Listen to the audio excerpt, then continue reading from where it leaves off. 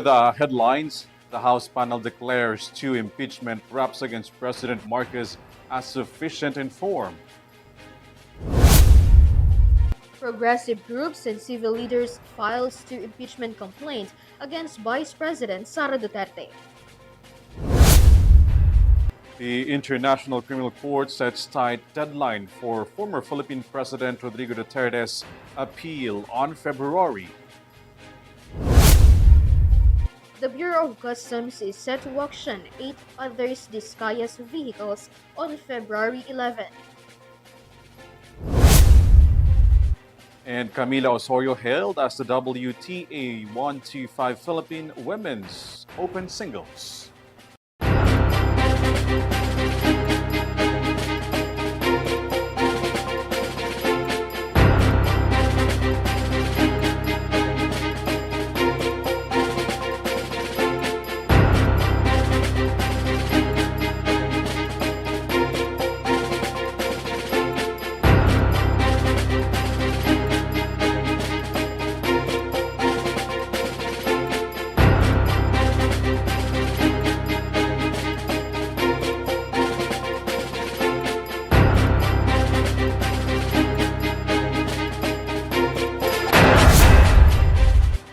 Good evening, bringing you the latest news for tonight. I am ALVIN PELOBELLO. And I am KRIZZA Lopez. This is Eurotv News.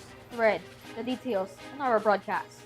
On Monday, the House Committee on Justice proceeded to process the 2 impeachment complaints against President Marcos, determining that the 2 raps are sufficient in form. In line with this, the Palace is confident that the 2 cases will not be declared sufficient in substance, assuming the Chief Executive has not committed any impeachable offenses.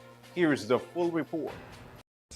Via vote of 46 and 35, the House of Representatives Committee on Justice declared 2 impeachment complaints against President Ferdinand Marcos Jr. as sufficient in form. On Monday, February 2, the House Justice Committee conducted its initial deliberation on the 2 impeachment complaints filed against President Marcos. According to Committee Chair and Batangas 2nd District Representative Attorney Jervil Luistro, sufficiency in form refers to the formal requirements of the complaints submitted to the House. This means that the complaints contain proper verification, are notarized, and carry the required endorsement. Pag sinabi nating sufficiency in form, it merely pertains to the formalities such as verification, notarization, and endorsement. That's it. Pag sinabi naman nating substance, the recital of facts as contained in the complaint should constitute the offense. For the impeachment complaint filed by Attorney Andre De Jesus and endorsed by Pusong Pinoy Representative Jet Nisay, 46 lawmakers voted in favor, while Manila Representative Bienvenido Abante Jr. voted against and 1 member abstained. Meanwhile, the impeachment complaint filed the Alyansang Makabayan and endorsed by Makabayan Bloc gathered 35 affirmative votes, 9 votes against, and 1 abstention. The committee is set to discuss next the grounds of the complaints, where members will decide on the sufficiency in substance of the 2 impeachment cases. However, lawmakers have yet to determine how long this process will take. A set date for finishing the determination of sufficiency and substance. So we will see how long it will take us to finish that. The House panel clarified that this stage does not yet constitute the actual impeachment trial or hearing. According to Luistro, once the preliminary process is completed, a notice will be issued following the submission of pleadings and the filing of answers by the respondents. Only after this, steps may be formal hearings on the impeachment complaints against President Marcos proceed. Both complaints pass the standard of form and substance, that we will begin to issue notice for the filing of answer by the respondent, and with the submission of all the responsive pleadings along with the evidence, dun pa lang tayo magkakaroon ng hearing where we will be listening to the testimony of the witnesses, and that time we can go beyond. the impeachment complaint. Meanwhile, Malacanang maintained that President Marcos committed no wrongdoing and expressed confidence that the impeachment complaints will not pass the sufficiency in substance stage.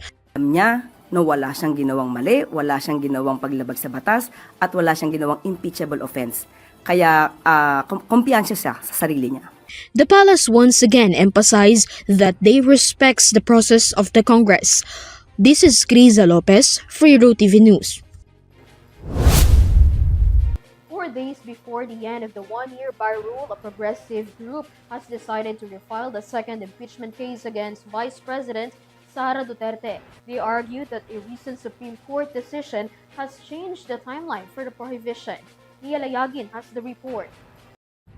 As the House Committee on Justice opened its initial evaluation on the two impeachment complaints against President Ferdinand Marcos Jr. today, Vice President Sara Duterte, on the other hand, faces two impeachment complaints as well. Progressive groups and Makabayan Bloc led the filing of the first complaint on the grounds of betrayal of public trust, still in relation to the alleged misuse of confidential funds, as well as issue of transparency and accountability on Duterte's end. Alam po natin at saksi po ang lahat sa mga nangyaring hearings ng nakaraan ng 19th Congress wherein yung 125 million na confidential funds ay ginastos in 11 days. Alam po natin na gumawa ng mga gawa-gawang mga pangalan, Mary Grace Piatos, sa Commission on Audit, para sa mga pagre-report ng kung ano-ano. So, basically, alam naman ng taong bayan kung ano yung mga naganap nung nakaraan at hindi po talaga natin bibigyan ng excuse yung second highest position in the land. Kumbaga, kung corrupt yung pinakatuktok, corrupt din yung pangalawang nasa tuktok, dapat lamang na ma-impeach. The group praised for the quick progress of the complaint, hoping that through this, an investigation will commence to hold Duterte accountable of the accusations. Ito po natin yung impeachment complaint ngayong araw. Bola ito ng House ngayon. Kung gusto nating mapabilis ang prosesong ito, 1/3 vote lang po ang kailangan. Yung mga bumoto pabor sa impeachment ng 19th Congress, hinahamon namin bumoto ng pabor dito sa mga sinampang impeachment complaint. Send this as articles of impeachment directly to the Senate so that trial can commence forthwith.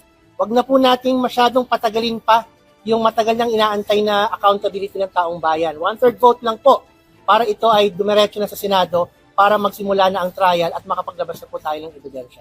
Yun po ang pinaka gusto natin. Tindig Pilipinas Co-Convener Kiko Aquino D and other civil society leaders followed the filing and initiated the second complaint so far against Duterte.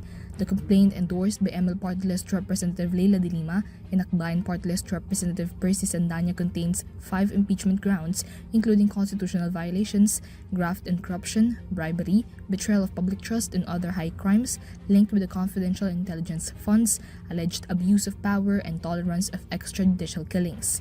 This was the same group that filed the first impeachment complaint against Duterte last year. They noted that the High Court's formal dismissal of the complaint over lack of due process and violation of one-year bar rule does not acquit Duterte of any charges. Sandanya supported these statements, emphasizing that impeachment proceedings is a way for Duterte to face the corruption allegations against her. When asked to clarify the filing of the complaint given that SC's one-year bar ruling will lapse on February 6, Bayan Muna Chair Nery Colmenares believes that the court's recent decision also changed the lapsing date of the ruling. Kaya ngayon, January 15, nag-lapse ang one-year bar. Kung sa totoo lang, January 16 actually, pwede na pala. Kaya lang, late naman na namin nakita yung decision the other day lang. So kung ganun pala, pwede na mag-file anytime after January 15. At ito ngayon yung pinaka-opportune moment para sa amin para i-file yun. So we're following the Supreme Court decision. We're following the Constitution and the rules. Kaya in this case, tamang-tama ang pag-file nitong complaint na ito. It is within the Supreme Court decision and after the one-year bar. On the other hand, Duterte's camp said that they have expected the filing of the complaints and expressed preparedness to face the allegations in a proper constitutional process. This is Mia Layagin for Eurotv News. The National Security Council says China's continued refusal to comply with the 2016 arbitral award remains a major source of tensions in the West Philippine Sea. The statement comes amid sharp exchanges between Beijing and Philippine officials as diplomatic efforts continues on the sidelines of the ASEAN meetings. Here's the report. The National Security Council has strongly asserted that China's continued non-compliance with the 2016 arbitral award is one of the causes of tensions in the West Philippine Sea. This is a bold statement issued by NSC spokesperson Assistant Director General Cornencio Valencia Jr. in relation to China's continued issuance of undiplomatic public statements. Even self-serving reinterpretations of international laws are clearly altered and do not recognize rules-based orders. The NSC made a statement amid the heated exchange of public statements by Chinese embassy against the government officials in the Philippines. Retired Associate Justice Antonio Carpio called for the Foreign Agents Act to be updated because of the possibility of having an agent who is paid by another country to speak as front of their country. He also said that it is necessary to register foreign agents because it affects the freedom of expressions in the country. During the ASEAN Foreign Ministers meeting held in Cebu, delegations from China and the Department of Foreign Affairs of the Philippines had the opportunity to meet on the sidelines. The implementation of the Declaration on the Code of Conduct in South China Sea were discussed, including bilateral relations, maritime and international issues. This is ALVIN PELOBELLO for Eurotv News. The International Criminal Court, or ICC, has released a tight deadline for the submission of former President Duterte's appeal, that bypassing oral appeal. Here's the details. The International Criminal Court, or ICC, has set a deadline to the camp of former President Rodrigo Roa Duterte to submit a written appeal in connection with this case. In a decision issued on January 29 and made public only this Monday, the 5 ICC judges set February 5 as the deadline for the submission of the appeal, which must not exceed 20 pages. Meanwhile, the Office of the Prosecutor and the legal representatives of the victims have until February 12, 2026 to file the respective responses. The case stems from allegation of crimes against humanity committed in the Philippines in relation to the war on drugs carried out during the Duterte administration. Recently, the ICC pre-trial chamber also set February 23 as the date for the confirmation of charges against the former president. This followed the court's determination that Duterte is fit to stand trial. This is KRIZZA Lopez for Eurotv News. In line with the Department of Health's anti-measles vaccination drive, the Civil Service Commission is authorizing all government employees to utilize their special leave to accompany their children to vaccination sites. Vanessa Cleophas has more. The Civil Service Commission, or CSC, is allowing all government employees to avail of their special leave privileges to accompany their children for measles vaccination. This is in response to the Department of Health, or DOH, appeal to government agencies to allow employees with children aged 6 to 59 months to be absent from work. This move supports the nationwide measles, rubella supplemental immunization activity of the Department of Health. According to the CSC, the filing of special leave for workers in Mindanao and BARM will be allowed only from January 19 to February 13, during which Phase 1 of the vaccination is scheduled. Meanwhile, employees from Luzon and the Visayas may file their leave in June for Phase 2 of the vaccination program. This authorization is in line with Memorandum Circular Number 1999, which recognizes the right of parents to take leave to fulfill their parental responsibilities, especially those related to health. The CSC also called on other government agencies to allow their employees to take leave in support of the DOH campaign. Meanwhile, based on DOH record, nearly 2 million children in Mindanao and BARM have already been vaccinated against measles within a 2-week period. The department also assured the public that there is an adequate supply of measles rubella vaccines for the target 11 million children nationwide who are either not fully immunized or have not yet been vaccinated. This is Vanessa Cleophas for Eurotv News. The Bureau of Customs Port of Manila announces public auctioning of 10 luxury cars on February 11. 8 of these vehicles, among those seized from the Discaya family, believed to be purchased using illegally obtained money from project kickbacks. The vehicles set to be auctioned are a Lincoln Navigator, GMC Yukon Denali, Cadillac Escalade, Maserati Levante Modena, GMC Yukon XL Denali, Cadillac Escalade ESV, Rolls-Royce Cullinan, Bentley Bentayga. The floor prices for the vehicles are placed at 4 million pesos to 160 million pesos. The VOC collected 32.8 million pesos from the November 20 auction of 3 Diskaya cars, while 9 million pesos from the second auctioning of 2 cars back in December 5. Aside from the 8 cars of the Diskaya family, few other Bugatti Chiron units are aiming the vehicles to be auctioned next week. BOC will also hold public viewing of the units for interested bidders on February 5 and 6. Visits and reach out to BOC through their official page for other details and updates regarding the public bidding. The Land Transportation Office has summoned the drivers involved in the Cainta Rizal road rage incident, with the agency imposing a suspension on the driver's licenses of both individuals. Henry Nicolas has more. The Land Transportation Office or LTO has issued a show cause order to the 2 drivers and their vehicle owners after a viral road rage incident in Cainta, Rizal. This follows the circulation of a viral video posted on social media showing the heated argument of the 2 drivers. The confrontation escalated into physical brawl, causing significant traffic disruption and inconvenience to other commuters. Initial investigations also revealed that one of the vehicles involved had an expired registration. The road rage escalated to the motorists having a fist fight that injured and knocked out one of the involved parties.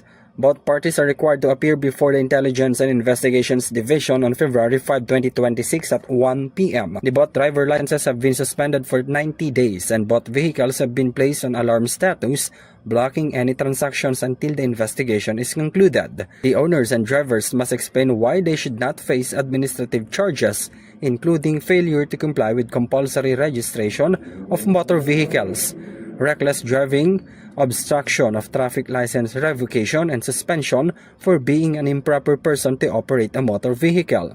If the parties fail to attend the hearing or submit a written explanation, it will be deemed a waiver of the right to be heard. The LTO will then decide the case based on the available documents and evidence.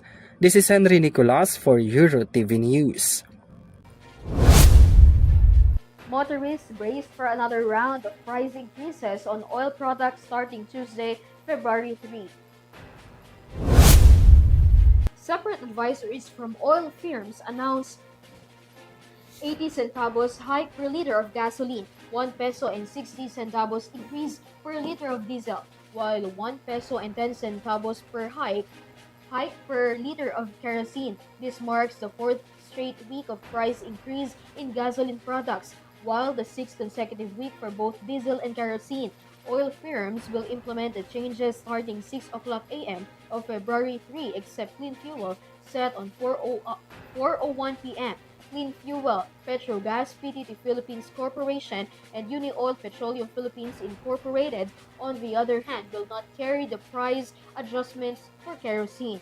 The Department of Energy Oil Industry Management Bureau earlier projected this increase, attributing it to the slow recovery of Kazakhstan Tengiz field and intensifying tension between US and Iran, among other global developments affecting demand and supply of oil across the globe. Authorities have shut down a suspected drug den in San Jose del Monte, Bulacan, following an operation by the Philippine Drug Enforcement Agency. 3 alleged high-value drug suspects were arrested during the raid, with illegal drugs and paraphernalia seized. Shai Morales with a report. The Philippine Drug Enforcement Agency, or PDEA, dismantled a makeshift drug den in Barangay Mozon South, San Jose del Monte, Bulacan on Saturday, January 31.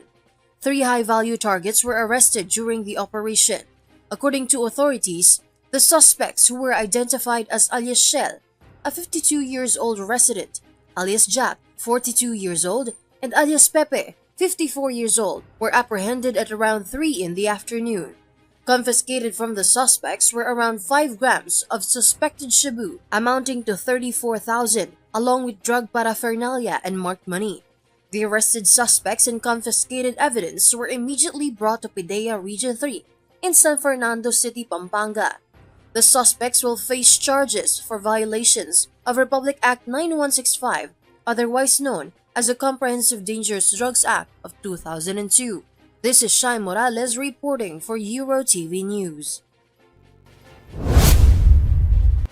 In a historic tournament for the country, Colombian tennis star Camila Osorio bagged the trophy after winning the first ever WTA 125 Philippine Women's Open. Kyle Basa has the report. Camila Osorio of Colombia was crowned as the champion of the WTA 125 Philippine Women's Open singles. This was after she beat Donna Vekic of Croatia in the final stage of the tournament this previous January 31 at the Rizal Memorial Tennis Center. It was hard-earned by Osorio as she put up a masterclass performance. Vekic claimed the first set as Osorio was still reading the game. After that, she had some adjustments and made the Croatian foe a hard time. She utilized her battle IQ very well, most specifically in the third and final set, wherein the winner takes all. She was just consistent at her game and she quickly claimed the crown. The final scores of the game are 2-6, 6-3, and 7-5.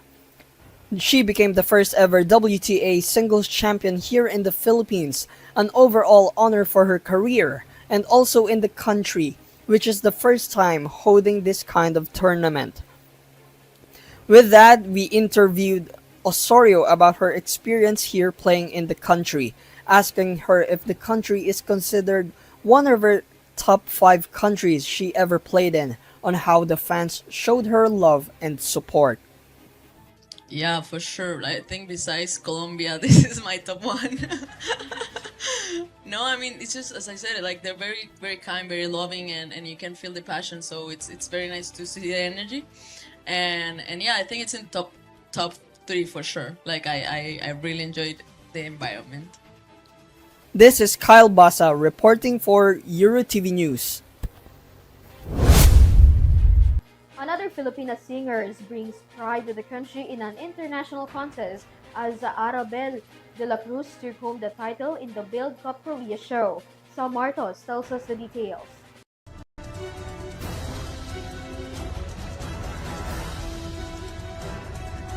최종 우승자는 필리핀의 라구나 디바입니다. 축하드립니다.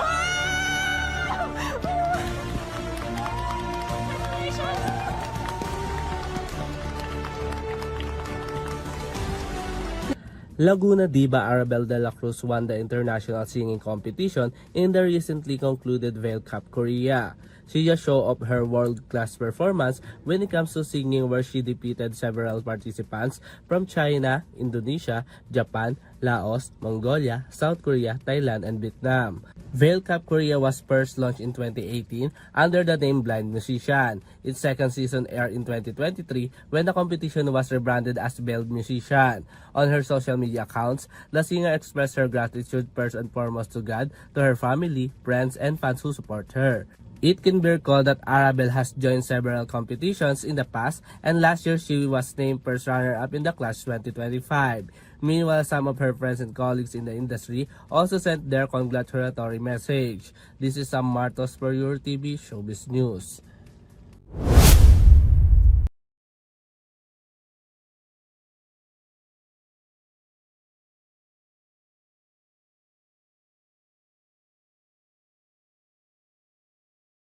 Media accounts and Viper Extreme channel.